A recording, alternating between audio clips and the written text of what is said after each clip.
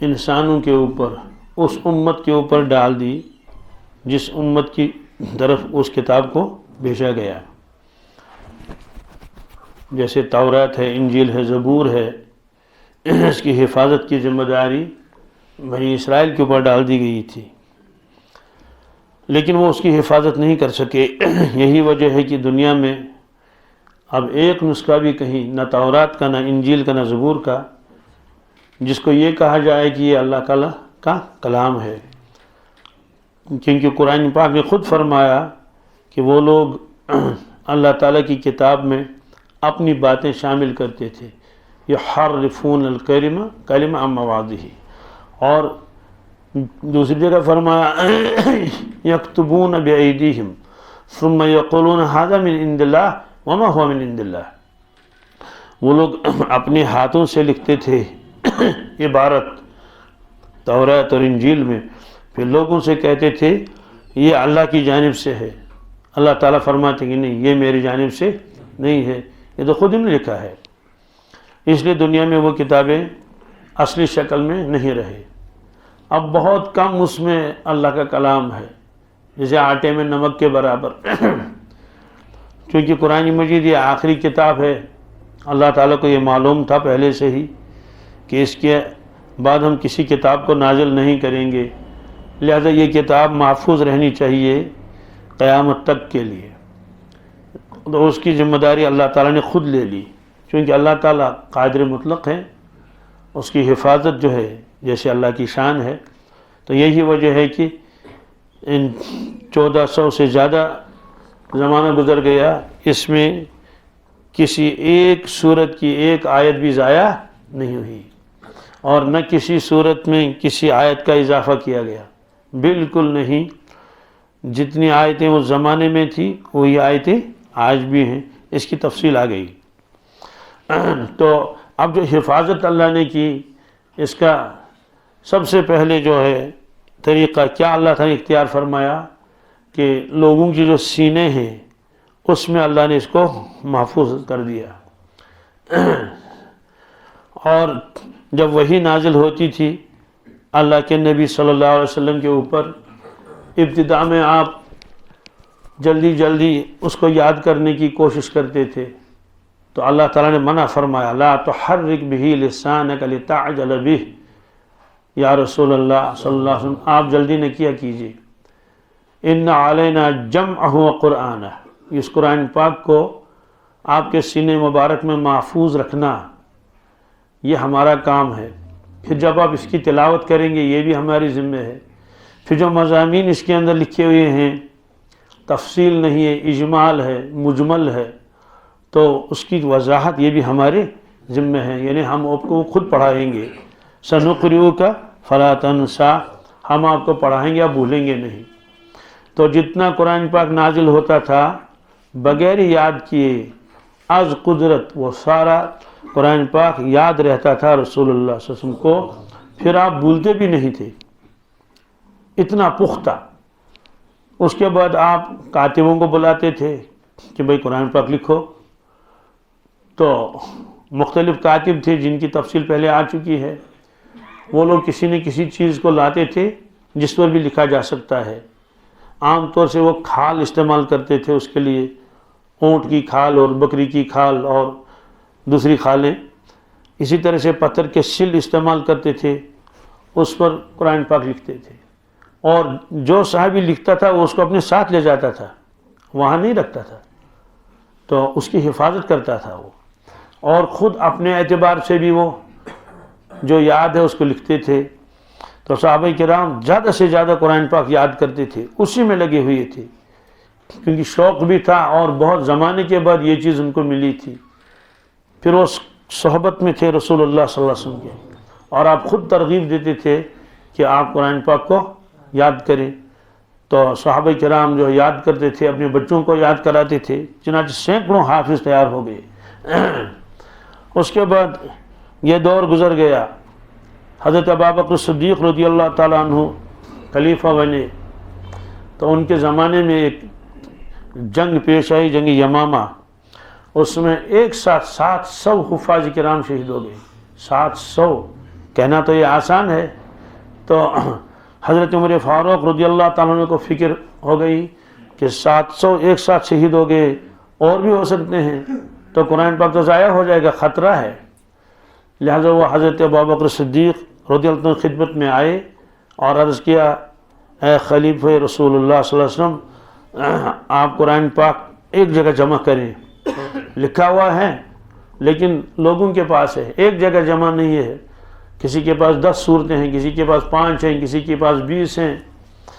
تو حضرت نے فرمایا کہ نہیں، ایسا کام نہیں کریں گے، جو کام اللہ کے نبی صلی اللہ علیہ وسلم نے نہیں کیا ہم کیوں کریں. تو حضرت عمر فاروق اصرار کرتے رہے کہ یہ ٹھیک ہے، یہ اچھا کام ہے، اس میں قرآن پاک محفوظ رہے گا ایک جگہ. تو حضرت ابوبکر صدیق رضی اللہ تعالیٰ فرماتے ہیں، چند دنوں کے بعد اللہ تعالیٰ نے میرا سینہ کھول دیا، میرے ذہن میں بھی یہ بات آ گئی، یہ اچھا کام ہے، کرنا پڑے گا. اچھا ہی کیا بلکہ ضروری ہے. تو اس کے لیے ہم نے حضرت زید بن ثابت کو بلایا رضی اللہ تعالیٰ عنہ، جو اکثر و بیشتر وہی لکھتے تھے. تو ان کو بلا کر ان کو سمجھایا گیا. پہلے تو وہ بھی تیار نہیں ہوئے کہ جو کام اللہ کے نبی صلی اللہ علیہ وسلم نہیں کیا آپ لوگ کیوں کرتے ہیں. اگر یہ ضروری ہوتا تو حضرت خود اس کو اپنی زندگانی میں جمع فرماتے ایک جگہ. تو دونوں حضرات شیخین ان کو کہتے ہیں، ابوبکر صدیق اور حضرت عمر فاروق، شیخین میں 2 بڑے. انہوں نے کہا نہیں، یہ کام ضروری ہے اور مستحسن ہے، اس لیے آپ اس کے لیے تیار ہو جائیں. کہتے ہیں پہلے میں تیار ہوا نہیں، لیکن چند دن ہو گئے، میرے دل میں بھی اللہ نے بات ڈال دی، یہ تو بہت اہم ہے، لہٰذا میں اس کے لیے تیار ہو گیا. پھر اعلان ہوا باقاعدہ مسجد نبوی میں لوگوں کے سامنے کہ لوگوں جس کے پاس جتنا قرآن پاک لکھا ہوا ہے وہ سب جمع کر لو حضرت زید بن ثابت کے پاس. تو سب لوگ آ گئے. اب حضرت زید کو لکھنا ہے، نقل کرنا ہے انہی چیزوں سے جن چیزوں پر وہ لکھا ہوا ہے، ترتیب کے ساتھ لکھنا ہے.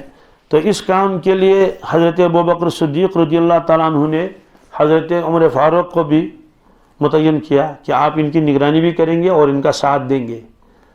اب جو شخص لکھ کر لاتا تھا تو اس سے کہتے تھے کہ یہ آپ نے خود لکھا ہے گھر پر بیٹھ کے یا یہ لکھوایا ہے اللہ کے نبی صلی اللہ علیہ وسلم نے. انہوں نے کہا یہ لکھوایا ہے اللہ کے نبی صلی اللہ علیہ وسلم نے. کہتے ہیں گواہ کوئی ہے تو 2 گواہ پیش کرنے پڑتے تھے. حالانکہ حضرت زید خود حافظ ہیں، حضرت عمر فاروق حافظ کلام اللہ ہیں، اور جو لکھا ہوا ہے تو جو لکھا ہے وہ زبانی یاد ہے. پھر بھی کہتے تھے نہیں، ہم یہ چاہتے ہیں جو حضرت نے خود لکھوایا اپنی نگرانی میں حضرت رسول اللہ صلی اللہ علیہ وسلم نے، وہ چیزیں ہم کو چاہیں. باقی کسی نے اپنی یادداشت سے سورہ یاسین لکھ دیا، سورہ رحمان، وہ ہمیں مطلوب نہیں ہے. تو لوگ اسی کو لے کر آئے کہ ہاں یہ میں نے حضور کی خدمت موجودگی میں لکھا ہے. تو اس طرح سے قرآن پاک جمع کیا. تو گویا کہ جمع قرآن جو ہوا ہے اس کا پہلا دور تو خود اولاً تو سب کو یاد تھا اور لکھا ہوا بھی تھا. تو دوسرا مرحلہ جو تھا حضرت ابوبکر صدیق رضی اللہ عنہ کا تھا. البتہ اس میں ایسا کیا گیا کہ چونکہ قرآن پاک 7 حروفوں میں نازل ہوا ہے تو ان 7 حروف کی 7 لغتوں کی رعایت رکھی گئی. اس لفظ کو ایسے بھی پڑھ سکتے ہیں اور ایسے بھی پڑھ سکتے ہیں. اور اس کی بحث یہ آئی کہ 7 لغتوں سے مراد 7 زبانیں نہیں، کہ ایک زبان فارسی ہے، ایک عربی ہے، ایک انگریزی ہے، ایک ترکی ہے، نہیں. اس لیے کہ بہت سارے لوگوں کو دھوکہ لگے، انہوں نے کہا 7 زبانوں میں کیسے نازل ہوا. تو وہ اصل یہ ہے کہ زبان تو ایک ہی ہے، زبان تو لیکن لہجہ الگ الگ ہے. جیسے ہم سب کشمیری ہیں لیکن ہمارا لہجہ کچھ اور ہے اور یہاں کے لوگوں کا لہجہ کچھ اور ہے اور سری نگر والوں کا لہجہ کچھ اور ہے. اس لہجے میں کیا ہوتا ہے، الفاظ جو کہ تم برابر ہیں، کمی زیادتی بالکل کچھ بھی نہیں، لیکن اس کے پڑھنے کا انداز تھوڑا بدلا ہوا ہے. میں نے مثال دی تھی، چابی ہے تو چابیاں تو ہم کہتے ہیں کنز، کیا، اور وہ کلگام والے کہتے ہیں کنز، کیا. تو کنز کو گئی کنز کے اچھے تو ہم کہتے ہیں ڈون، واہ ہمارے یہاں تو بولیں گے ڈون، کیا، ڈون کہتے ہیں، ڈوئن کل، ڈوئن کل، ڈوئن کل، اس میں ڈوئن کل، ڈوئن کل. تو دونوں کا مطلب یہی ہے لیکن الفاظ بدلے ہوئے ہیں. یعنی اضافہ ہے، کبھی اضافہ بھی ہوتا کبھی اضافہ نہیں ہوتا.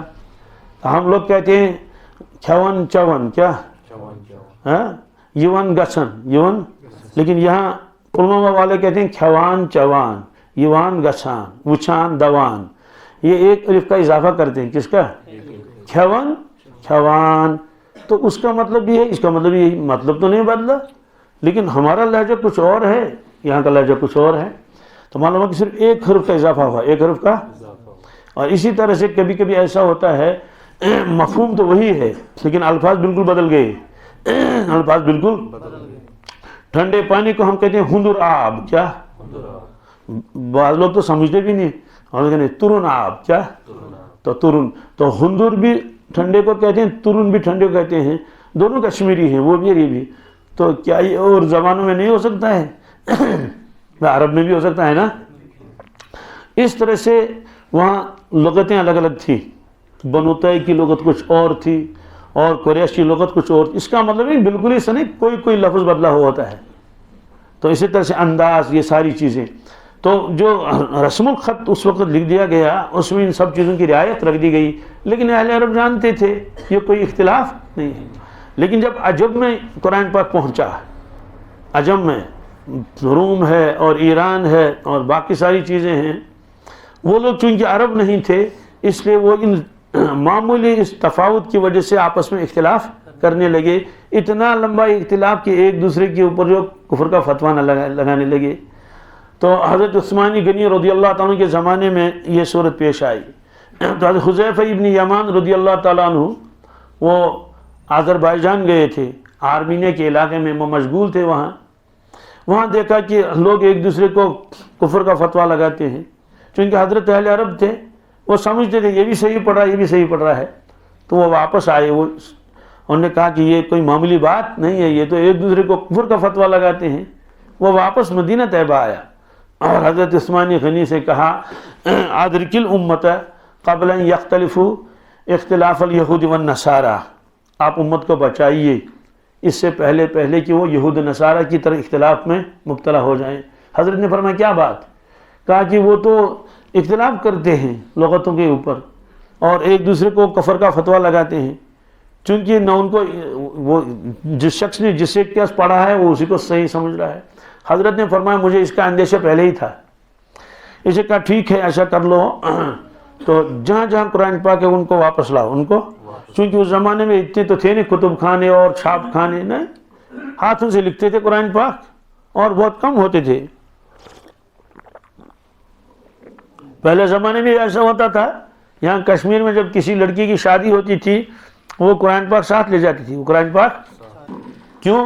اسے کہ جس گھر میں وہ جا رہی ہے وہاں ہر ایک کے پاس اپنا اپنا قرآن پاک ہے، یہ اپنا قرآن پاک ساتھ لے جاتی تھی کہ تاکہ صبح صبح سب تلاوت کرتے تھے۔ اب تو ساتھ لے جانے کی ضرورت نہیں، اب تو یہ فیشن بن گیا ہے، کیا قرآن پاک ساتھ دے دو، ارے وہاں تو اتنے رکھے ہوئے ہیں، وہاں کوئی پڑھنے والا ہے ہی نہیں، آپ نے اور ایک کا اضافہ کر دیا۔ تو پہلے زمانے میں اس کی ضرورت ہوتی تھی۔ پھر دوسری بات یہ ہے کہ پہلے زمانے میں بچیاں وہ قرآن پاک پر یا تو یاد کرتی تھی قرآن پاک یا ناظرہ پڑھتی تھی، تو اپنے قرآن پاک سے مانوس ہوتی تھی کہ عادت ہوئی تھی اسی کو، وہ کہتے تھے میں اس قرآن پاک کو ساتھ لے جاؤں گی۔ اور بعض بچیاں ایسی ہوتی تھی کہ وہ لکھتی تھی قرآن پاک، اس لیے وہ اس قرآن پاک کے نسخے کو اپنے ساتھ لے جاتے تھے۔ تو بہرحال اس وقت اس کی ضرورت بھی ہوتی تھی، لیکن اب تو سارے قرآن پاک جو ہے وہ چھپے ہوئے ہیں، اس لیے یہ قرآن پاک ساتھ دینا اس کے تو یہ کوئی ضروری نہیں۔ اور عجیب بات ہے ان لڑکیوں کو بھی دیتے ہیں قرآن پاک ساتھ جو بیچاری قرآن پاک پڑھی ہوئی ہے ہی نہیں، پڑھی ہوئی ہے ہی نہیں، اور اگر پڑھی ہوئی ہے تو وہاں تلاوت کا اہتمام رکھا قرآن پاک، وہاں 10 رکھے ہوئے ہیں، 11 ہو گیا۔ تو بہرحال حضرت نے فرمایا کہ قرآن پاک کو سب جمع کر لو، تو مختلف شہروں سے قرآن پاک جمع کر لیے گئے۔ تو حضرت نے فرمایا کہ اب اس کو ایک لغت قریش میں لکھیں گے، تو بہرحال تو لغت قریش میں لکھ لیا اس کو۔ تو باقی جتنے نسخے تھے تو ان کو حضرت نے جمع کر لیا کہ کسی جگہ رکھیں گے تو کوئی نہ کوئی لے لے گا کبھی نہ کبھی، 10 سال کے بعد 20 سال کے بعد کسی نیا فتنہ کھڑا ہو جائے گا، تو اس لیے ایسا کریں گے کہ ان قرآن پاکوں کو دنیا میں نہیں رکھیں گے، ایک نیا قرآن پاک، نیا کا مطلب یہ ہے کہ صرف جو رسم عثمانی، کیا عثمانی، اس کو ترتیب دیا گیا اور امت کو لازم کر دیا کہ اس رسم کے علاوہ آپ نہیں لکھ سکتے، اس رسم الخط کے علاوہ اس کی ابھی تفصیل آئے گی، نہیں لکھ سکتے، لوگوں کو مجبور کیا گیا، یہ ایسے ہی بس ایک ہی پورے جو رہے گا پورے عالم میں۔ تو باقی کو نظر آتش کر لیا، ان کو جلا دیا، کیونکہ اگر زمین میں رکھ لیتے تو ہو سکتا ہے کوئی نکالے اور پھر فتنہ کھڑا کرے، تو فتنے کو ختم کرنے کے لیے آپ نے ان کو نظر آتش کر لیا اور ایک نیا نسخہ لکھوایا، پھر اس کے کئی نسخے کیے اور انہی کو جگہ جگہ بھیجا، بغداد بھیجا، عراق اس میں بھیجا، بصرہ میں بھیجا، کوفہ میں بھیجا، اور دوسری فلسطین میں بھیجا، اور دوسری جگہوں کو بھیجا، مکہ میں بھیجا، مدینے میں، سب جگہ۔ تو یہ کئی کہا لوگوں سے کہو کہ اس کی نقل کر لیں، کیا کر لیں؟ تو جس کو ضرورت ہوتی تھی وہ آ کے اس کی نقل کر لیتا تھا۔ تو اس اعتبار سے حضرت عثمان غنی کو کہتے ہیں جامع القرآن، کیا؟ یہ قرآن پاک کو جمع کرنے والے ہیں۔ اصل تو یہ ہے قرآن پاک کو نے امت کو جمع کیا علی لغۃ واحدہ، اور یہ سب مشورے سے ہوا، کیا؟ جی، حضرت علی فرماتے تھے لا تقولوا فی عثمان الا خیرا فواللہ ما فعل الذی فعل فی المصاحف الا ان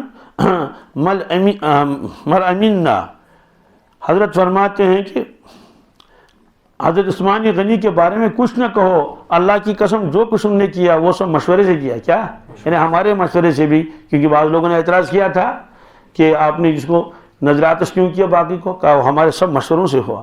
بہرحال یہ بن گیا رسم عثمانی، کیا؟ آج بھی جو قرآن پاک ہیں تو ان کو رسم عثمانی پر لکھنا ضروری ہے۔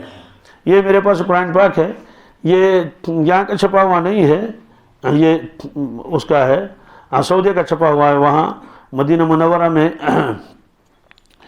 وہ پریس ہے۔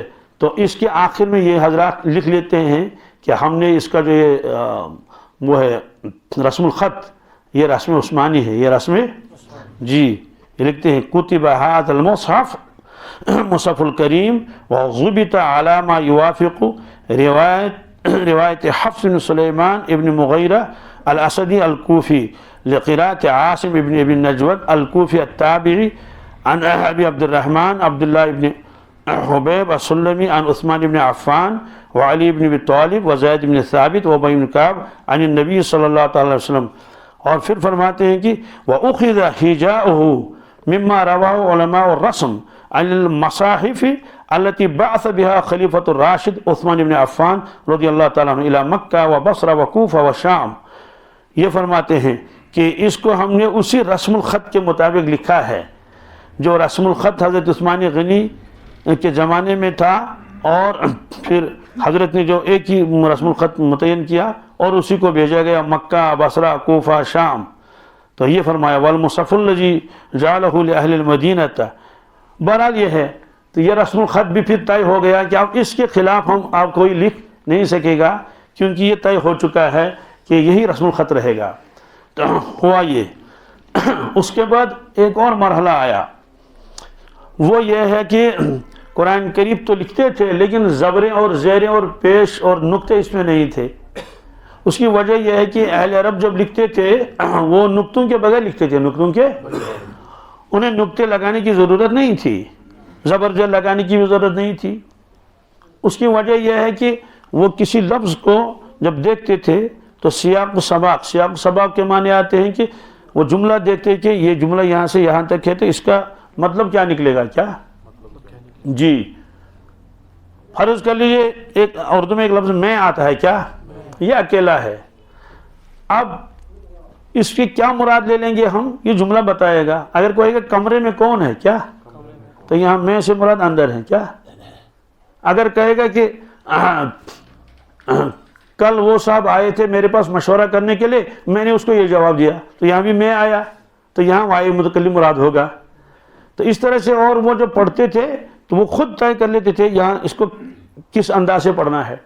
پھر دوسری بات یہ ہے کہ حضرت رسول اللہ صلی اللہ علیہ وسلم جب قرآن پاک نمازوں میں پڑھتے تھے یا سناتے تھے تو ظاہر سی بات ہے وہ حضرات ان کو یاد ہوتا تھا، پھر جب وہ پڑھیں گے تو اسی انداز سے پڑھیں گے۔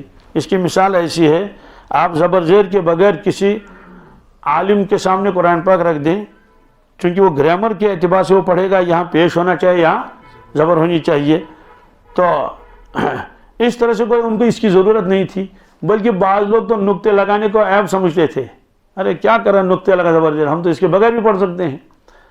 اس کی مثال آپ یہ سمجھیں گے کہ عربی کی کتابیں بغیر زبر زیر کے لکھی جاتی ہیں، کتنی؟ آپ دیکھیے شرح اٹھا لیجئے، بخاری کی شرح، مسلم کی شرح، اس میں زبر زبر نہیں ہوگی، لیکن ایک عالم پڑھ لیتا ہے کہ پیش کہاں لگانا ہے اور زبر کہاں، زیر کہاں لگائیں گی، اور چونکہ گرامر کے اعتبار سے تو اہل عرب کو اس کی ضرورت نہیں تھی، لیکن جب اجمیوں نے قرآن پاک پڑھنا شروع کر دیا کیا، اور چونکہ زبر زیر نہیں، اب کیا کریں گے، تو ایک شخص نے تلاوت شروع کر دی، انہیں کہا الف لام میم ذالک الکتاب لا زیت فیہ، کیا لا زیت، زیت کہتے ہیں زیتون کے تیل کو، آپ ترجمہ کریں گے یہ کتاب ہے لا زیت فیہ، اس میں زیتون کا تیل نہیں، اس میں زیتون کا، تو اہل عرب نے کہا آپ نے تو ناس مار دیا، یہ زیت، یہ ریبہ ہے، کیا ہے، تو چونکہ زبر زیر تو ہے ہی نہیں، اب کیا پڑے گا، تو اس طرح سے انہوں نے کہا کہ بھائی اجمیوں کو تو پریشانی ہوتی ہے، اس میں تو کچھ نقطے لگانے پڑیں گے تاکہ پتہ چلے گی یہ زیتہ ہے یا ریبہ ہے، تو انہوں نے کہا ٹھیک ہے، با کے لیے نیچے ایک نقطہ لگا دیں تو طے ہو جائے گا یہ با ہے، اور اگر یہ تا ہے تو اوپر دو نقطے لگا لیں تاکہ اس کو تا پڑھیں، ورنہ جب ہم لکھتے ہیں نا یہ با تا سا ہے نا، یہ تو سب ایک جیسے لکھے جاتے ہیں، اب نیچے نقطہ لگائیں گے سب لوگ کہیں گے یہ با ہے، اوپر دو نقطے لگائیں گے سب لوگ کہیں گے یہ تا ہے، اوپر تین نقطے لگائیں گے یہ سا ہے، اور اردو میں نیچے تین لوگ لگیں گے تو یہ پے ہے، بے پے جس کو ہم کشمیری کہتے ہیں، تو جیم چیم ہائی کھائی ہے نا، اس کو جیم چیم ہائی کھائی کیسے سوچنا سونا جاتی، جیم چیم ہا اور خا، تو جیم سب ان کی شکل ایک ہے، پیٹ کے اندر نقطہ لگا لیں گے تو جیم ہو جائے گا، پیٹ کے اندر تین نقطے لگائیں گے تو چیم ہو جائے گا، اور بغیر نقطوں کے رکھیں گے تو ہا ہو جائے گا، اور سر کے اوپر نقطہ لگائیں گے تو خا ہو جائے گا، یہی حال دال و ڈال کا بھی ہے، یہی حال سین اور شین کا بھی ہے، صرف دانت رکھیں گے اور بغیر نقطوں کے تو سین ہے، اور سین کے اوپر تین نقطے لگانے کے تو شین ہے، عین اور غین بھی ایک جیسا لکھا جاتا ہے، اب بغیر نقطے کے ہوگا تو عین پڑھیں گے، اور سر کے اوپر نقطہ لگا دیں گے تو غین ہو جائے گا، تو اس طرح سے ان نقطوں کے ذریعے سے انہوں نے آسان کر دیا کہ اگر کوئی عجمی آدمی پڑھنا چاہے تو وہ اس کو پڑھ سکے، تو چلا یہ ایک دور، اس کے بعد حرکات کا سلسلہ آیا، کس کا، بھائی اس میں حرکتیں لگانی چاہیے کہ ایاک نعبد تال پر پیش لگانا ہے تو کوئی اس کی علامت مقرر کر لو، اور کسی جگہ زیر بھی آ سکتی ہے، نون پر پیش بھی ہو سکتا ہے، تو اس کے لیے پھر انہوں نے شروع کر دیا کہ ہم اس کے اوپر حرکت لگائیں گے، کیا نقطہ کے معنی آتے ہیں پھوڑ، حرکت تو ہوتے ہیں زبر زیر پیش کو، اب سوال ہے یہ کام بھی امت نے انجام دیا، اب یہ فیصلہ کرنا بہت مشکل ہے یہ نقطے لگائے کس نے، کیا یہ حرکتیں کس نے لگائی، بعض حضرات فرماتے ہیں یہ ایک شخص گزرے ہیں ابو الاسود، کیا ابو الاسود دو علی، سوال اس کو کس نے کہا، حضرت علی رضی اللہ تعالیٰ نے فرمایا کہ تم زبر زیر لگا لو، زبر زیر، بعض کہیں گے یہ حجاج بن یوسف نے کیا، اس نے خود نہیں کیا بلکہ حضرت حسن بصری، یحییٰ بن یعمر، نضر بن عاصم، ان کو بتایا کہ کام میں لگا لیا، بھائی قرآن پاک پر زبر زیر پیش لگا دو، اور ان کی علامتیں متعین کر لی، تو خلاصہ یہ ہے کہ مل جل کر سب لوگوں نے اس کام کو انجام دے دیا، تو یہ اور ایک اس میں جو ہے وہ لوگوں نے محنت کر کے اس کو اور آسان بنا دیا، اصل میں یہ بالکل ایسے ہے جیسے ایک شخص نے مکان بنا لیا اور جو اہم چیزیں تھیں وہ تو رکھ دی، اور پھر دوسرا کام جو اس کے علاوہ تھا تزئین کا، کس کا، تو وہ دوسروں کے ہاتھ پہ چھوڑ دیا، مثلا اللہ کے نبی صلی اللہ علیہ وسلم نے قرآن پاک لکھوایا، یاد کرایا، دنیا سے تشریف لے گئے، حضرت کو معلوم تھا کہ امت بیٹھے گی نہیں، باقی کام یہ خود کرے گی، مثلا یہی زبر زیر لگانے کا کام، نقطے لگانے کا یہ امت نے کیا، اور یہ تو بالکل ایسا ہی ہے کہ جب جیسے آپ کسی چیز کو آسان بنانے کے لیے اور اس میں لگا لیں، جیسے آپ رنگ کر لیتے ہیں وہ اور خوبصورت بنانے کے لیے، تو یہ ساری چیزیں ہوئی، اس کے بعد ایک اور کام ہوا کہ اس کی منزلیں متعین کر لی، کیا کر لی، فرماتے ہیں یہ منزلیں یہ دور صحابہ سے ہی تھا، یہ دور صحابہ ہی سے تھا یہ منزلوں کا مقرر کرنا، تو 7 منزلیں مقرر کر لی. کتنی؟ اس کی وجہ یہ ہے کہ معمول تھا وہ ہر ہفتے میں ایک قرآن پاک ختم کرتے تھے. اسلاف صحابہ تابعین یہ ایک ہفتے میں قرآن پاک یہ عام معمول تھا. بعض لوگ 3 ہی دنوں میں ختم کرتے تھے، لیکن 3 دن میں ختم کرنا یہ ذرا بھاری ہے، اس لیے امت نے آسانی کے لیے بس 3 تو منزلیں مقرر کر لی. یہ منزلیں لکھی ہوئی ہیں 7 منزلیں. کتنی؟ جی. اور یاد رکھنے کے لیے ایک ورڈ یاد رکھنا ہے تو 7 منزلیں یاد رہیں گے. فمی بشوقن، کیا؟ فا سے مراد سورہ فاتحہ، میم سے مراد سورہ مائدہ، یعنی پہلی منزل، پہلا اس کو منزل بھی کہتے ہیں اور حزب بھی کہتے ہیں. کیا؟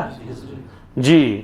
ہمارے اردو قرآن پاک میں لکھا رہتا ہے منزل، عرب کی قرآن پاک میں لکھتا ہے حزب. کیا؟ اس کی جمع احزاب ہے.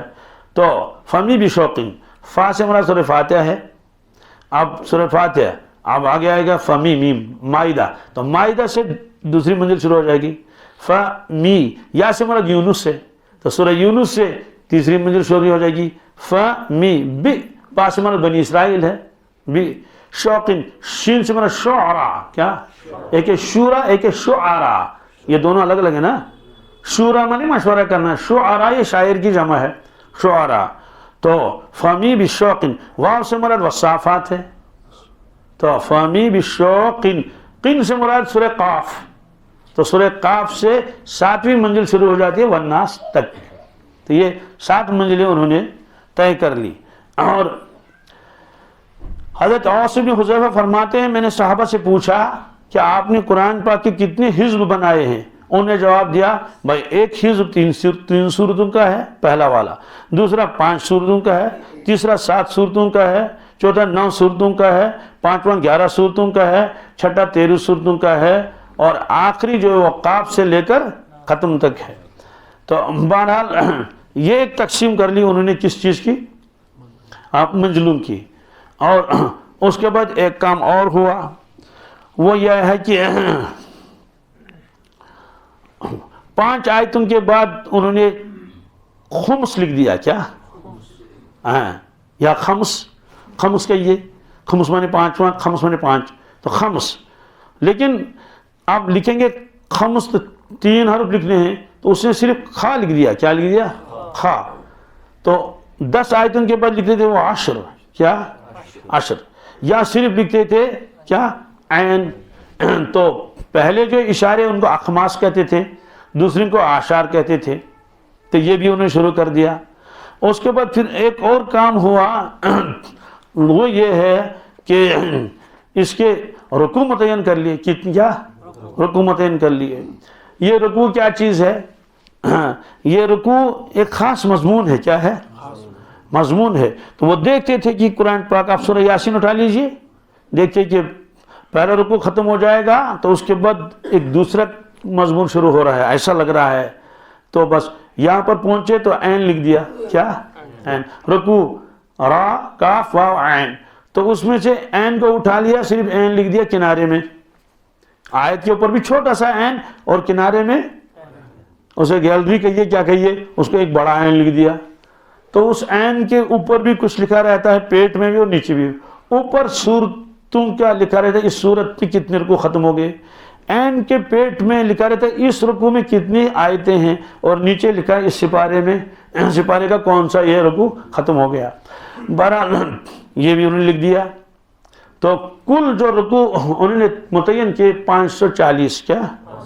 جی. یہ فتاوی عالمگیری میں لکھا ہے ان المشائخ رحمهم اللہ جعلوا القرآن على 540 ركوعا وعلموا ذلك في المصاحف حتى يحصل الختم في ليلة 27. تو مشائخ نے قرآن پاک کو 540 رکوع میں تقسیم کیا. اللہ کے نبی صلی اللہ علیہ وسلم نے یہ رکوع متعین نہیں کیے، نہ صحابہ نے متعین کیے.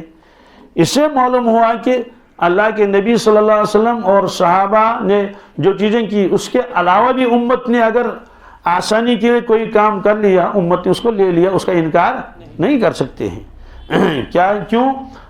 یہ پہلے ہی بتایا تھا رسول اللہ صلی اللہ علیہ وسلم، ما رأى المؤمنون حسنا فهو عند الله حسن.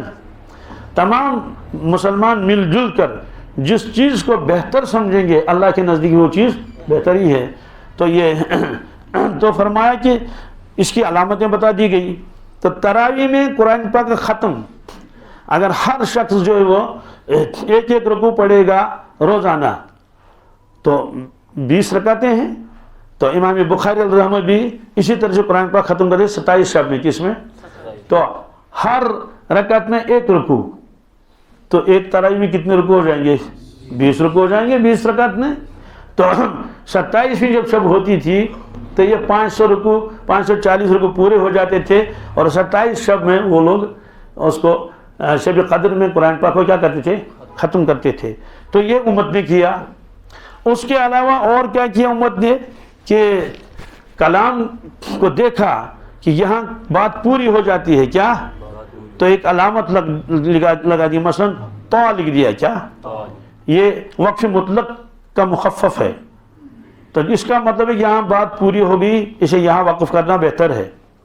کہیں جیم لکھ دیا یہ وقف جائز کا مخفف ہے اس کا مطلب یہاں وقف کرنا جائز ہے. اسی طرح کہیں زا لکھ دیا یہ وقف مجوز کا مخفف ہے اس کا مطلب یہاں وقف کرنا درست ہے لیکن بہتر یہ ہے کہ وقف نہ کیا جائے. تو یہ قرآن پاک کے آخر میں بھی لکھا رہتا ہے. قرآن پاک اردو میں یہ آخر میں لکھا رہتا ہے کہ یہ وقف لازم ہے اور یہ سختہ ہے یہ وغیرہ. تو اس کی تفصیل مجھے بتانی نہیں ہے آپ خود بھی دیکھ سکتے ہیں یہ وہاں ہے. اس کے علاوہ ایک اور کام امت نے کیا. اب کس نے کیا یہ پتہ نہیں چلتا ہے کہ ظاہر سی بات ہے صدیاں گزر گئی ہیں اور بہت سارے لوگوں نے یہ مل جل کر کام کیا کہ قرآن پاک کو 30 اجزاء میں انہوں نے اس کو تقسیم کیا. کتنے میں؟ 30 اجزاء 30 جز 30 پارے. تو پاروں میں تقسیم کیا. کیوں؟ کہتے ہیں کہ ایک تو اس سے پڑھانے میں آسانی رہے گی. دوسری بات یہ ہے کہ پہلے زمانے میں ہفتے میں ختم کرتے تھے قرآن مجید. پھر جب وہ زمانہ گزر گیا تو لوگوں کے کام زیادہ بڑھ گئے اور وہ زیادہ دنیا کی طرف ہی مائل ہو گئے. اب اتنا وقت نہیں ملتا تھا کہ وہ جو ایک ایک منزل روزانہ پڑھ لیں اور ہفتے میں ختم کر لیں. الحمدللہ. اس لیے انہوں نے کیا کیا تلاوت کی مقدار کم ہو گئی. انہوں نے کہا کہ 1 مہینے میں ختم کریں گے. کتنے؟ 1 مہینے میں ختم کریں گے. تو روزانہ ایک پارا مانی ٹکڑا. پارا یہ فارسی لفظ ہے. سی پارا کیا 30 ٹکڑے.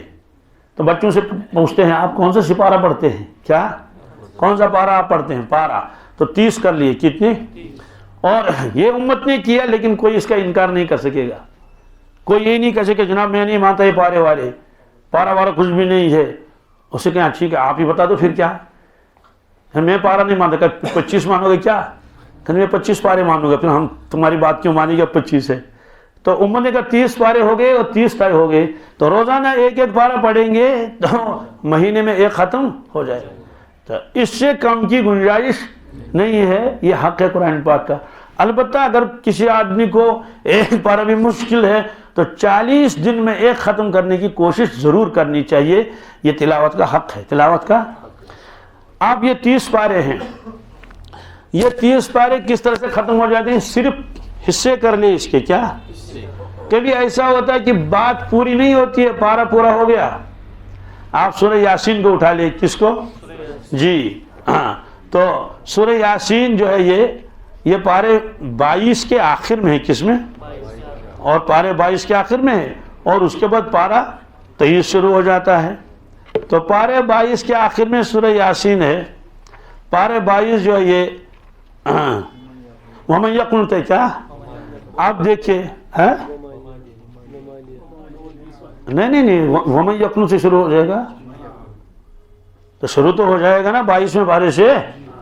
تو ومالیہ کیوں کہو گے؟ تو سورہ یاسین جو شروع ہو جاتا ہے کس سے؟ ومالیہ سے نہیں وَمَنْ يَقْنُتْ سے. کس سے؟ سورہ یاسین شروع ہو جائے گا نا. اس کے بعد اب سورہ یاسین پڑھ لیں گے اور کتنی پارے پڑھ لیں گے اور کتنی آیتیں پڑھیں گے آگے آئے گا وَمَا لَا أَعْبُدُ الَّذِي. تو پارا شروع ہو گیا کیا ومالیہ کا. لیکن بات پوری نہیں ہوئی. بات اس میں تو پارا لکھا ہوا نہیں ہے. یہ ہے دیکھیے وَجَاءَ مِنْ أَقْصَى الْمَدِينَةِ رَجُلٌ يَسْعَىٰ. کیا وجاء من اقصى المدینہ، آیا شہر کے کنارے سے ایک شخص دوڑتا ہوا، قال یا قوم اتبعوا المرسلین، اس نے کہا لوگوں تم نبیوں کی بات کو مان لو، اتبعوا من لا یسألکم اجرا وهم مہتدون، ان کی اتباع کرو جو تم سے اجر نہیں مانگتے اور یہ ہدایت پر ہیں۔ ابھی اس کی تقریر چل رہی ہے نا، پارہ ختم ہو گیا کیا؟ تو ابھی اس کی تقریر چل رہی ہے، پارہ ختم ہو گیا، معلوم ہے کہ ابھی بات پوری پھر آگے ہے وَمَا لِيَ لَا أَعْبُدُ الَّذِي فَطَرَنِي وَإِلَيْهِ تُرْجَعُونَ، مجھے کیا ہوا ہے میں عبادت نہ کروں اللہ کی۔ خلاصہ یہ ہے کہ یہاں کلام ختم نہیں ہوا، کلام چل رہا تھا لیکن سپارہ ختم ہو گیا۔ کیوں؟ انہوں نے یہ نہیں دیکھا کہ کلام پورا ہوا یا نہیں، انہوں نے صرف دیکھا کہ جز ہو گیا ختم، کیا جیسے آدمی کوئی چیز تولے گا نا، یہی وجہ ہے کہ جو حافظی قرآن ہے نا اس میں ہر سپارہ یہ 10 ورق کا ہے، کس کا؟ 20 صفحے، کس کے؟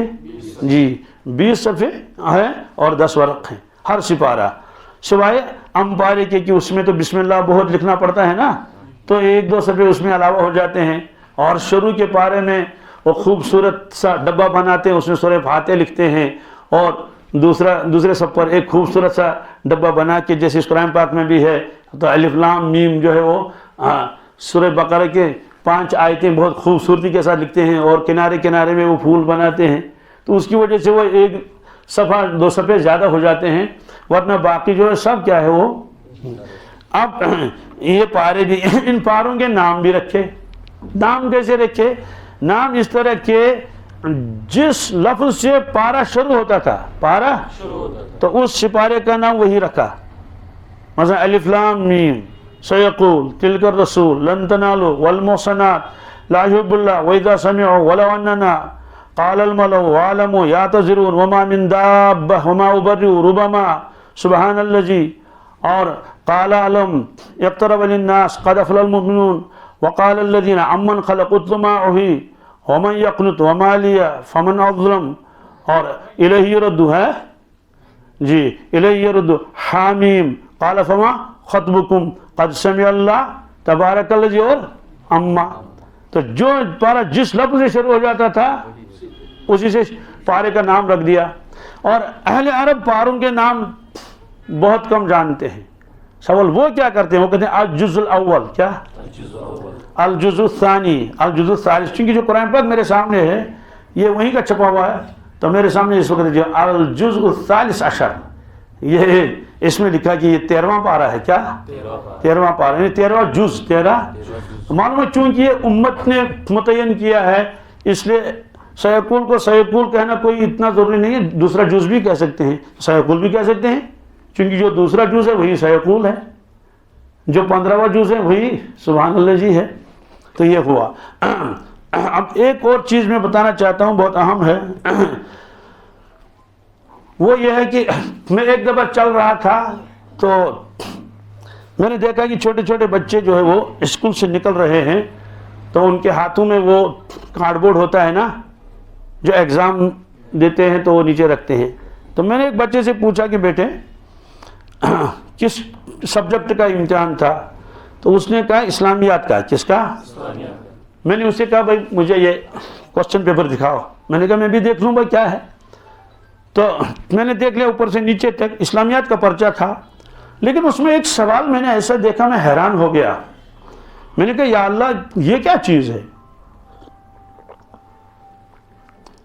آپ کا دھیان میری طرف ہے نا؟ سوال کیا تھا؟ وہ کون سی صورت ہے جو قرآن شریف سے خارج ہے؟ کیا وہ کون سی صورت ہے جو قرآن شریف سے؟ تو یہ دیکھتی میں نے پڑھا انا للہ و انا الیہ راجعون، قرآن پاک سے کون سی صورت خارج ہے؟ کوئی بھی نہیں۔ قرآن پاک 114 صورتیں ہیں، اور پہلی صورت کیا ہے؟ الحمد شریف ہے، پہلی صورت الحمد شریف ہے، آخری صورت الناس ہے۔ ہوا یہ کہ وہ لوگ دیکھتے ہیں کہ یہاں الف لام میم کے اوپر الف لام لکھا ہوا ہے، الحمد شریف کے اوپر کچھ لکھا ہوا ہے ہی نہیں، حالانکہ یہ تو جزء اول میں ہے۔ کس میں؟ تو جو لوگ الف لام کہتے ہی نہیں اس کو، جیسے اہل عرب الجزء الاول، الجزء، ان سے پوچھے الحمد شریف کہاں ہے، کہتے ہیں الجزء الاول میں ہے۔ کیا؟ تو یہاں ہم لوگوں کو دھوکہ لگ رہا ہے، چونکہ اوپر الف لام نہیں لکھا ہوا ہے تو وہ کہتے ہیں کہ شاید یہ قرآن اس سے خارج ہے، یہ اس سے خارج نہیں ہے۔ دوسری بات یہ ہے کہ یہ بھی سنا کہ بعض لوگ بحث کر رہے تھے کہ امام کے پیچھے سورہ فاتحہ پڑھنی چاہیے یا نہیں. ہمارے یہاں احناف تو کہتے ہیں کہ بھائی الحمد بھی پڑھنے کی ضرورت نہیں ہے اور سورہ پڑھنے کی بھی ضرورت، دلائل اپنی جگہ ہے. بعض حضرات کے یہاں الحمد شریف پڑھنا ضروری ہے، ان کے پاس بھی دلائل ہیں. اب سوال یہ ہے کہ ایک جگہ بحث ہو رہی تھی، دو شخص کہتے تھے، ایک حنفی تھا وہ کہتا تھا وَإِذَا قُرِئَ الْقُرْآنُ فَاسْتَمِعُوا لَهُ وَأَنصِتُوا لَعَلَّكُمْ تُرْحَمُونَ، جب قرآن پاک پڑھا جائے گا تو خاموش رہو، اس کو سنو اور خاموش رہو. فَاسْتَمِعُوا لَهُ، اس کو سنو اور خاموش بھی رہو تاکہ تم پر رحم کیا جائے گا. تو دوسرا اس کو جواب دیتا تھا یہ تو قرآن پاک کے بارے میں ہے، بالکل صحیح، خاموش رہنا چاہیے، لیکن الحمد کے بارے میں نہیں ہے. اس نے کہا کیوں؟ کہا الحمد قرآن پاک میں ہے ہی نہیں، وہ اس سے خارج ہے، وہ اس سے. میں نے کہا وہ دیکھیے بات کہاں سے کہاں پہنچ گئی. اب تو عام لوگ بھی اس بات کو بحث کر رہے ہیں اس کی، تو عوام بحث کرے گا تو نقصان ہی ہوگا نا. تو یہی سوال. پھر اس نے کیوں کہا کہ الحمد شریف جو یہ قرآن پاک سے خارج ہے؟ تو دلائل تو دوسرے دینے چاہیے نا جو ہوں. تو اب دلائل کیا ہے؟ قرآن پاک میں ایک آیت ہے، اسی سورہ ہجر میں آئے گی، اس کی تفصیل. اللہ تعالیٰ فرماتے ہیں وَلَقَدْ آتَيْنَاكَ سَبْعًا مِّنَ الْمَثَانِي وَالْقُرْآنِ الْعَظِيمِ. یا رسول اللہ صلی اللہ علیہ وسلم، ہم نے آپ کو 7 آیتیں، 7 جس کو بار بار پڑھا جاتا ہے، دہرایا جاتا ہے نماز میں، وہ ہم نے آپ کو عطا کی. اور عظمت والا قرآن، عظمت والا. تو یہ اس موقع پر بتایا تھا جب بعض صحابہ کرام نے کہا کہ یہود و نصارہ کے پاس اتنی دولت ہے، کاش مسلمانوں کے پاس بھی ہوتی تو غربت بھی دور ہو جاتی اور دین کے کاموں میں یہ دولت آ جاتی. تو بتایا گیا کہ ہم نے تو آپ کو ایسی دولت عطا فرمائی، دنیا کی دولت اس کے سامنے کیا ہے؟ ہیج ہے. تو ہم نے آپ کو 7 آیتیں عطا کی ہیں. کتنی؟ اور عظمت والا قرآن، عظمت والا. تو آپ نے خود فرمایا کہ سورہ فاتحہ عرش کے خزانوں میں ایک خزانہ ہے، اور آیت الکرسی کے بارے میں فرمایا آیت الکرسی عرش کے خزانوں میں سے ایک خزانہ ہے. تو یہاں فرمایا ہم نے آپ کو عطا کیا 7 بار بار دہرانے والے آیتیں اور قرآن عظیم. تو اگر اس کو یوں کہیں گے میرے پاس زید اور بکر آیا تو زید الگ ہے اور بکر الگ ہے، تو 7 آیتیں دے دی اور قرآن عظیم، تو 7 آیتیں الگ ہیں اور قرآن عظیم الگ ہے، تو یہ 2 چیزیں ہیں. اس کا ایک جواب یہ ہے کہ انہی 7 آیتوں کو قرآن عظیم کہا گیا، انہی 7 آیتوں کو قرآن عظیم کہا. کیوں کہتے ہیں کہ یہ تو ام القرآن ہے، یہ تو ام کے معنی ماں، ام کے معنی وہ سارا قرآن تو اس کی تفسیر ہے. دوسری بات یہ ہے یہ تخصیص کے موقع پر کیا کسی چیز کو الگ بیان کیا جاتا ہے، ثبوت قرآن پاک میں بھی اور زبانی بھی. ایک آدمی نے سکول والوں کی دعوت کی، ہائی سکول والوں کی، اب سب لوگ آئے کھا کر چلے گئے. وہ دوسرے دن کہہ رہا ہے کہ بھائی ہم نے اسکول والوں کی اور ہائی سکول والوں کی دعوت کی تھی، سارا سٹاف آ گیا تھا، سارا سٹاف، اور پرنسپل صاحب بھی آ گئے تھے. کیا؟ تو جب آپ نے خود ہی کہا سارا سٹاف آ گیا، تو پرنسپل صاحب تو خود سٹاف کا ایک ممبر ہے، تو اس کو خصوصیت کے ساتھ الگ بیان کیا کہ پرنسپل صاحب بھی آئے تھے. یہ ہے تعمیم کے بعد تخصیص. کیا؟ یہ تعمیم کے بعد تخصیص قرآن پاک میں ہے اور بہت جگہ ہے. مثلا حضرت عمر فاروق رضی اللہ تعالیٰ عنہ ایک مرتبہ ایک یہودی سے ملاقات ہو گئی، تو یہودی نے کہا کہ تمہارے نبی کے پاس وہی کون لاتا ہے؟ وہی تو حضرت نے فرمایا کہ جبریل امین علیہ السلام وحی لاتا ہے. اس نے کہا جبریل سے تو ہماری دشمنی ہے، جبریل سے ہماری کہ کیوں دشمنی ہے؟ کہتے ہیں کہ وہ عذاب لاتا ہے. کیا ہے؟ اس لیے ہاں میکائیل اگر وہی لاتا تو ہم ضرور مانتے، کیونکہ میکائیل بارش برساتا ہے. کیا؟ اور میکائیل کے ذمہ جو ہے وہ رزق کا ڈپارٹمنٹ ہے. کس کا؟ تو حضرت نے اس وقت فرمایا تھا من کان عدوا لجبریل فإنه، یہ فرمایا تھا من کان عدوا للہ وملائکتہ ورسلہ وجبریل ومیکائیل فإن اللہ عدو للکافرین. یہ جواب دیا حضرت عمر فاروق نے اس کو، یہودی کو. کیا؟ یہودی جب واپس آئے تو ملاقات کی رسول اللہ صلی اللہ علیہ وسلم سے، آپ نے فرمایا یہی آیت نازل ہوئی، یہی آیت تو جو جواب آپ نے ان کو دے دیا. تو اب اس میں کیا لکھا ہے اس قرآن پاک میں؟ قل، آپ فرما لیجئے یہود سے. کس سے؟ من کان عدو الجبریل، جو جبریل کا دشمن ہو. کیا؟ تو جبریل کا کس میں کیا قصور ہے؟ کہتے ہیں کہ وہ تو وہ سزا لاتا ہے. یعنی فَإِنَّهُ نَزَّلُ عَلَى الْقَلْبِ بِإِذْنِ اللَّهِ، جبریل نے قرآن پاک نازل کیا اللہ کے حکم سے. کس سے؟ آپ کے دل مبارک پر. مصدقا لما بین یدیہ وہدی وبشریٰ للمؤمنین، یہ قرآن پاک تو تصدیق کرتا ہے ان کتابوں کی جو اس سے پہلے نازل ہوئی ہیں، اور یہ ہدایت ہے مومنین کے لیے، بشارت ہے. پھر فرمایا من کان عدوا للہ، جو آدمی دشمن ہو اللہ کا. کس کا؟ وملائکتہ، اس کے سارے فرشتوں کا، اس کے ورسلہ، اس کے، بس بات ہوگی ختم. وجبریل، کیا؟ ومیکال فإن اللہ عدو للکافرین. اب دیکھیے آیت، جو شخص دشمن ہو اللہ کا، اس کے سارے فرشتوں کا، اس کے سارے رسولوں کا، اور جبریل کا. سوال فرشتوں کا تذکرہ تو بھی آ چکا تھا، ابھی آیا نا. تو پھر جبریل اور میکائیل کی کیوں لائے؟ خصوصیت کی وجہ سے. کیا؟ کیونکہ یہ دو بڑے ہیں، یہ سردار ہیں ان کے. کن کے؟ فرشتے. یہ چار بڑے ہیں، ان میں دو یہ ہیں، جبریل اور میکائیل. تو یہودی آج بھی میکائیل کو ترجیح دیتے ہیں جبریل پر. کس پر؟ تو معلوم ہے یہ کہ یہ جو فرمایا کہ اس کو کہتے ہیں تخصیص بعد تعمیم. تخصیص، پہلے ایک عام حکم بیان کیا، اس کے بعد خاص. کبھی پہلے خاص بیان کیا جاتا ہے، پھر اس کے بعد عام. اور ایک بھی ہے اِنَّا أَوْحَيْنَا إِلَيْكَ كَمَا أَوْحَيْنَا إِلَى نُوحٍ وَالنَّبِيِّينَ مِن بَعْدِهِ، بے شک ہم نے آپ کی طرف وحی کی یا رسول اللہ صلی اللہ علیہ وسلم، جیسے ہم نے نوح کی طرف اور سب نبیوں کی طرف جو ان کے بعد آئے. کیا؟ بس بات ختم ہو گئی. ہم نے آپ کے اوپر وحی بھیجی اور نوح علیہ السلام کے پر، اور اس کے بعد جتنے نبی ان پر آئے ان کے پاس وحی. وَأَوْحَيْنَا إِلَىٰ إِبْرَاهِيمَ، ہم نے وحی بھیجی ابراہیم کے اوپر، اسماعیل کے اوپر، اسحاق کے اوپر، یعقوب کے اوپر، اور ان کے اسباط ذریعہ جو نبی بنے، عیسیٰ اور ایوب اور یونس اور ہارون اور سلیمان اور وآتینا داؤد زبورا. ان سب نبیوں کا تذکرہ کیا. کیا سوال؟ اوپر تو تذکرہ آ ہی چکا تھا. کہتے ہیں یہ خصوصیت کی وجہ سے ان کا تذکرہ الگ سے کیا، ورنہ نبی میں تو یہ سب چپ آ ہی گئے تھے. تو کون آدمی یہ کہے گا؟ سوال، وہ کون سا فرشتہ ہے جو فرشتوں سے خارج ہے؟ وہ کون سا فرشتہ ہے جو فرشتوں سے؟ جواب، وہ جبریل ہے. یہ تو لکھنا پڑے گا نا. اسے کہیں دلیل، وہ کہیں گے دیکھو پہلے ملائکہ کا تذکرہ کیا، پھر کس کا؟ جبریل میکائیل کا. پہلے سارے نبیوں کا تذکرہ کیا، پھر چند حضرات کا کیا.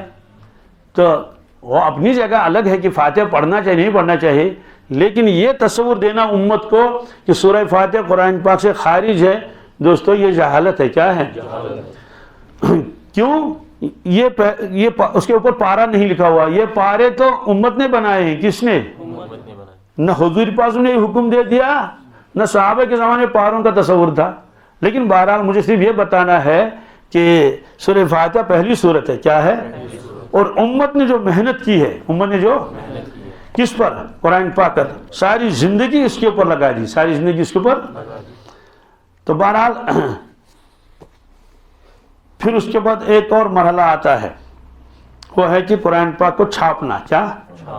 جی 1113 ہجری میں پہلا قرآن پاک جو وہ چھاپا ہو گیا تھا، جب پریس ایجاد ہو گیا تھا. تو اس کا نسخہ مصر میں ایک موجود ہے. اسی طرح سے پھر 1787 میں ایک نسخہ جو پریس بنا. اس کے بعد 1828 میں پھر ایران کے شہر تہران میں قرآن پاک کو لکھا گیا. اور بعض لوگوں نے پھر قرآن پاک کو لکھا ہے اس پر پتھروں پر. کس پر؟ پتھروں پر. وہاں مدینہ طیبہ میں مسجد نبوی کے بالکل سامنے وہ ایک میوزیم ہے، تو اس میں پرانی چیزیں لکھی ہوئی ہیں نا قرآن پاک. تو اس میں ایک قرآن پاک، وہ تو میں نے بتایا تھا کہ ایک تو فارسی ترجمہ ہے. کیا؟ اس کا وزن 100 کچھ کلو ہے. یہ کچھ مجھے پورا یاد نہیں رہا، دیکھا تو کئی مرتبہ 100 کچھ ایک ہی قرآن پاک ہے. کیا؟ تو 100 اور کچھ کلو اس کو اٹھائے گا کون؟ ظاہر سی بات ہے 1 کوئنٹل سے زیادہ ہے نا. تو اس میں لکھا ہے، جو ترجمہ لکھا ہے کہ مولانا غلام محی الدین خان کیا رحمۃ اللہ. تو وہ مدینہ طیبہ میں نے بہت مرتبہ دیکھا. تو چونکہ دیکھتے تھے تو سامنے اتنا بڑا ٹیبل بنا ہوا ہے، اس کے اوپر قرآن پاک یوں کھلا ہوا تھا، یہاں سے لے کر وہاں تک، ظاہر سی بات ہے 1 کوئنٹل اور کچھ کلو، یہاں سے لے کر وہاں تک، اور اوپر سے شیشے سے بند کیا گیا تاکہ کوئی ہاتھ نہ لگائے۔ پھر میں ایک اور مرتبہ وہاں نظر دیکھنے گیا کہ میں نے کہا کہ وہاں تو ہے نہیں، وہ وہاں تو انہوں نے اس کو دوسرے کسی میوزیم میں لے گئے ہیں، وہ اس کی جگہ پر کیا ہے، اس کی جگہ پر آپ قرآن پاک ہے وہ لکھا ہے کپڑے کے اوپر، لیکن لکھا ہے دھاگے سے، کس سے؟ دھاگے سے لکھا ہوا ہے، اور وہ کوئی پاکستان کی عورت ہے، اس کا نام بھی وہاں لکھا ہے، تو اس نے کئی برس اس کو لگ گئے، مطلب اس نے لکھنا الحمد، تو اس نے ایسے لکھا، سوئی سے جیسے کام کرتے ہیں نا وہ شال دو شالوں میں، تو ایسے ہی کیا، ایسے، تو بہت بہترین، تو پورے 30 پارے لکھے، پورے 30 پارے لکھے، اور وہاں اور رکھے ہوئے ہیں۔ تو اس کے بعد جو ہے یہ قرآن پاک کو بعض لوگوں نے پتھروں کے اوپر لکھ دیا، بعض لوگوں نے کس سے لکھی، اور بعض قرآن پاک لکھے ہوئے ہیں وہ سونے کے تاروں سے لکھے گئے۔ کیا دنیا میں ایسے بھی قرآن پاک ہیں؟ سونے کا تار کا مطلب کیا ہے؟ نیچے کوئی چیز لگا دی، کپڑا وغیرہ، تو اوپر سے سونے کی تاریں لائی چھوٹی چھوٹی، تو الحمد کو یوں لکھ دیا اور لام لکھ دیا اور یوں موڑا اور یوں کر لیا اور ایسے کیا ایسے کیا۔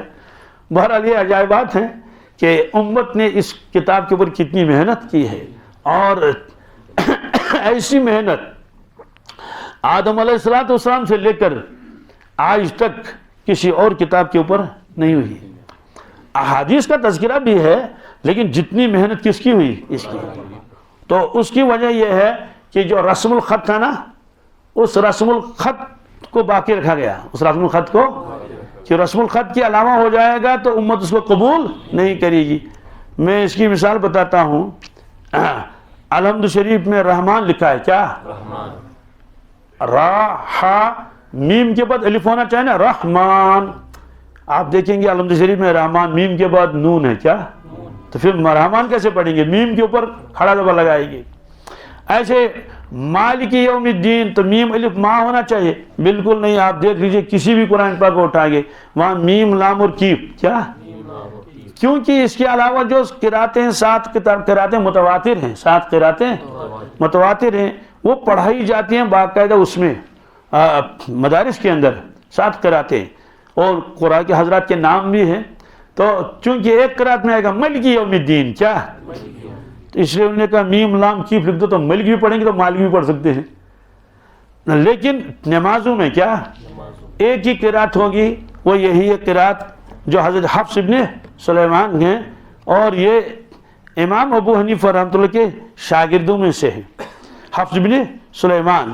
تو انہی کی قرات الحمدللہ پورے عالم میں چلتی ہے، اور یہ حفص ابن سلیمان ابن مغیرہ الاسدی الکوفی۔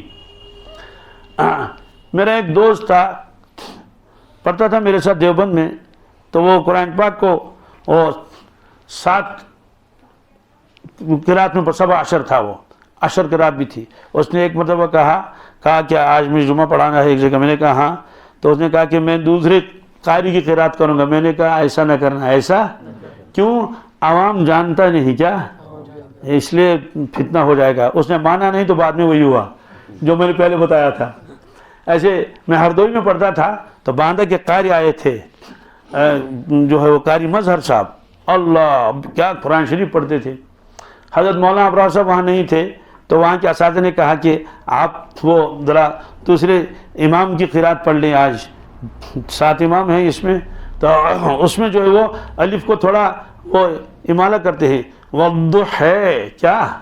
تو والضحی واللیل اذا سجے۔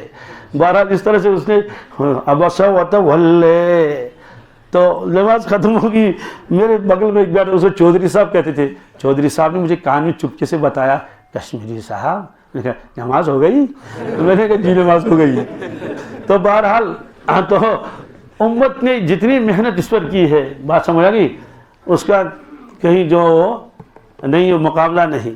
اب ہماری بات تھی کہ ہم اس کو تلاوت کر لیتے، کیا؟ اور کچھ یاد کر لیتے، یہ ہماری ذمہ داری تھی۔